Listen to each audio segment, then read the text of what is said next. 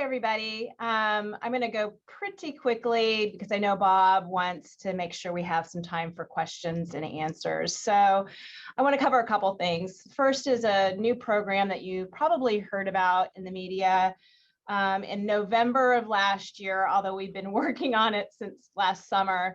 We have a new program called More Space Main Street. It was approved by council. This is going to be an initiative that allows restaurants and bars on Main Street between Commerce and Rusk to build street patios. And this is, of course, a direct response to the devastation that these businesses have gone through due to COVID. And it's been, a great effort, even though it's taken so long, but by the city, Metro, the downtown district, and others to kind of get where we are today to really be able to support these folks. Just to kind of give you an overview, it's been challenging because, of course, it's on Main Street and we've got a rail line that goes through the center. So it has not been easy because obviously we want these to be safe as well as dynamic. We have created guidelines that were pushed out, I believe it was December of last year. How the process is, a business based on the guidelines would start to work on their patio design, working really closely with City of Houston Planning, who's been fantastic. They submit their application along with their patio schematics, city planning, public works, permitting, all review the application, and they have really committed to doing it as quickly and in as a timely way they possibly can. Once an application is approved, they will receive a permit, and at that point they can begin construction. When we get their green light for construction, then we close the street. We will have barricades at the end of those blocks. And then the city also has to put in a little bit of additional signage, rerouting people if necessary. The exciting news is we do have our first patio that's been approved and permitted. We expect them to potentially begin construction on it this week, if not next week for sure. So that's super exciting. We have our second application in right now being reviewed. And then we have two more that are close to submitting. So we're really hoping by the end of March to see some, great activity on Main Street with these street patios. We feel that once other businesses see these working and how does it work and how does it feel, that it'll obviously encourage others to do them. We've had a good response though from people who are wanting to do it. Obviously bars that are on Main Street, which there's quite a few, won't be able to open these street patios until restrictions are lifted so they can do business. Robert, can you go to the next one? Just a quick, kind of a viewpoint of schematics. We're allowing businesses to do one of two things. They can either use the road bed kind of as is, but with obviously railings. We're encouraging people to add as much beautification as they possibly can, whether it be with planter boxes or built-in seating, etc. And then we do have some folks that have expressed an interest in actually doing a platform type of structure that would allow kind of a seamless sidewalk to street patio experience. And I know that some folks that are working with their neighbors just to create these street platforms, which would be, I think, really interesting. Just a note to everyone as a reminder that these are temporary. The ordinance allows them to be in place through March of next year, so March of 2022.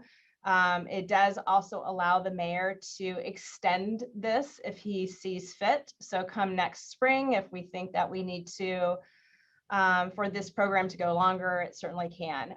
But the goal is to give these businesses enough time to hopefully really recoup some of what they've lost and create a dynamic experience on Main Street. Next. These next two slides are just two examples of the 300 block and the 700 block. Every single block is a bit different just based off of the businesses that are on the block face, the spacing of the businesses. And then at the same time, we have to allow space for fire safety. So we've worked closely with Houston Fire Department to make sure that fire trucks can access the buildings, particularly buildings mid-block in case something ever happened. So that's kind of been a little bit of an extra challenge, but we feel like we found some really good solutions. Next one, Robert. And then again, barricades on the end of the blocks, trying to add some fun and excitement as part of the program, just with graphics. And then again, just good design. And then next is our marketing campaign. You know, we hear from a lot of people, how can we encourage downtown to reopen? I mean, those kind of exact words. And it's been a little bit of a slippery slope because we obviously can't tell people how to reopen or how to feel comfortable about coming back, whether it's to a restaurant or to a festival or to a park. So it has been, you know, quite the balancing act. But with that being said, we have constantly never stopped pushing out communications through social platforms, through our website, through weekly e-blasts, et cetera, of what is happening, what can you do, and encouraging people to do it in a safe manner. But as we've been planning for this year, we really knew that we needed to shift our marketing campaign, our tone, our messaging, and our two kind of big words that have really guided this process is that we wanted to be bold and we want to be as intentional as we possibly can. Robert, next. So our new campaign is called We Are Downtown. We started rolling it out end of January through our weekly e-blast, in our social platforms, and on our website. Next. The campaign really is multifaceted. It really has four major pillars. The first is we really want it to humanize. We want people to connect with this campaign in a really emotional way. We want to engage with people. We want it to feel really authentic. While at the same time, we really want this to be a rally cry, kind of a rally for support. We Are Downtown also means, you know, that we represent downtown. This is our space. This is our community. And we really want to, again, pull on some of those emotional strings of asking people to show up for downtown. You know, this is really an important place. And it's much more than just a place. It's just a huge identity for our city. And so we really want people to, you know, get behind and support local as much as possible. Obviously, we want to inspire people to action. We want to, how do we get them to come downtown? So with what we're doing, we really want to get them here, while at the same time reassuring them and making sure we're addressing safety concerns head on. Next, Robert. And these are just kind of our core audiences that we're always talking to: workers and residents, all of Houstonians, our downtown stakeholders, people that are here day in and day out, and of course our visitors that are coming in, staying at our hotels, coming in for conventions, for work, etc. Next. Kind of the four of the areas is, for us, obviously we want to continue to intensify, the downtown message. So we're rolling out the campaign and all the resources that we have from our social platforms. Next, Robert.